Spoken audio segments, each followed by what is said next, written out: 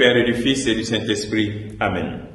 Bien-aimés dans le Christ, nous sommes aujourd'hui samedi 5 septembre et notre Mère Église nous propose de méditer sur le passage de Luc chapitre 6, versets 1 à 5. Un jour du sabbat, Jésus traversait des champs. Ses disciples arrachaient des épis et les mangeaient. Après les avoir froissés dans leurs mains, quelques pharisiens dirent alors: pourquoi faites-vous ce qui n'est pas permis le jour du sabbat? Jésus leur répondit: n'avez-vous pas lu ce que fit David un jour qu'il eut faim, lui-même et ceux qui l'accompagnaient? Il entra dans la maison de Dieu, prit les pains de l'offrande, en mangea et donna à ceux qui l'accompagnaient, alors que les prêtres seuls ont droit d'en manger. Il leur disait encore: le Fils de l'homme est maître du sabbat. Acclamons la parole de Dieu. Louange à toi, Seigneur Jésus. Bien-aimés dans le Christ, le Seigneur nous dit qu'il est le maître du sabbat. Encore un autre conflit lié à l'observance du sabbat juif entre Jésus et puis les pharisiens.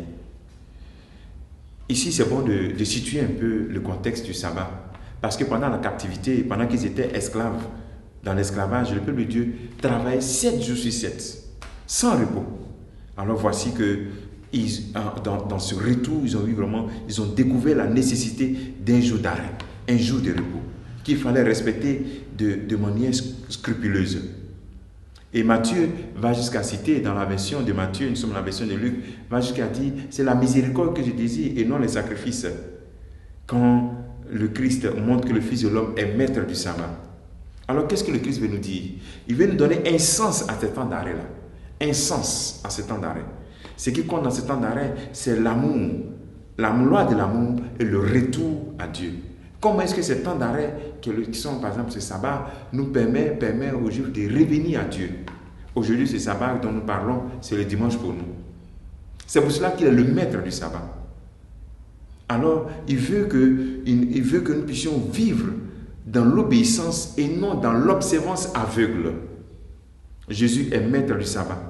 C'est bon, tu peux te demander en ce jour, quand tu vis des observances religieuses, quand tu pratiques, est-ce que tu le fais par amour pour Dieu ou bien parce que tu ne veux pas pécher? Par exemple, certains disent: je vais à la messe parce que je ne veux pas pécher.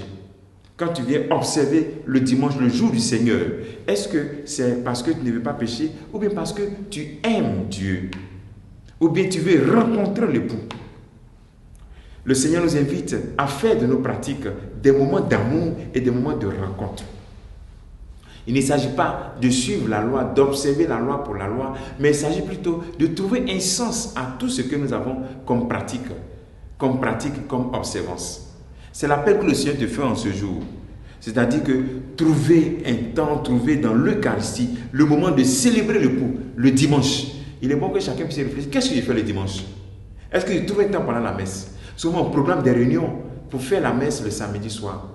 Or, le dimanche est le jour du Seigneur, ton temps de repos, ton temps pour revenir à ton Dieu, ton temps d'amour pour ta famille.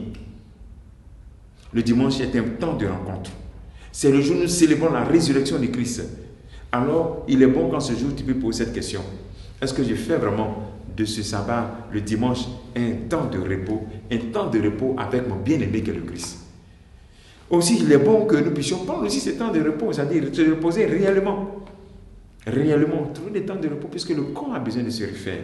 C'est vrai qu'on a beaucoup de choses à faire, mais il faut trouver quand même des temps de repos. Et aussi un repos spirituel avec le Christ.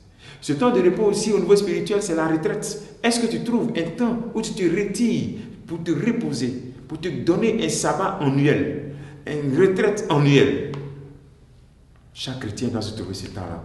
Une semaine pour se retirer, loin de sa famille et se retrouver avec Dieu. C'est ton sabbat annuel. En plus du sabbat hebdomadaire qui est le dimanche, il y a ton sabbat annuel, c'est ta retraite. L'action que je te propose aujourd'hui, c'est de faire une messe sans penser à ce que tu demandes, mais célébrer l'amour avec ton Dieu. C'est-à-dire tu viens faire la messe, peut-être demain ou bien après-demain, mais tu fais la messe, tu ne penses pas à ce que tu veux demander à Dieu, mais tu célèbres l'amour avec Dieu. Tu célèbres ton retour à ton Dieu, tout simplement, pendant la messe. Que le Seigneur te bénisse, qu'il nous bénisse tous en ce jour, au nom du Père et du Fils et du Saint-Esprit. Amen.